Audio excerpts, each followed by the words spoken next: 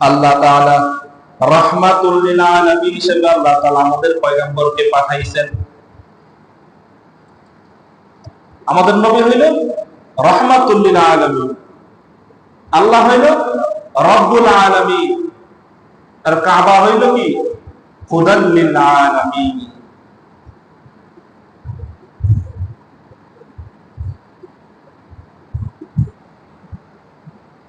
আমাদের নবী এই কাবাকে ভালোবাসতেন, মহব্বত করতেন জীবনের চেয়েও বেশি।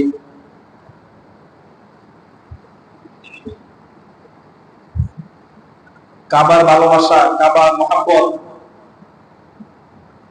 এটা সবার ভিতরে থাকা চাই।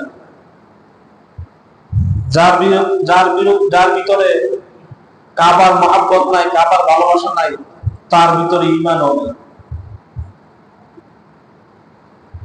যার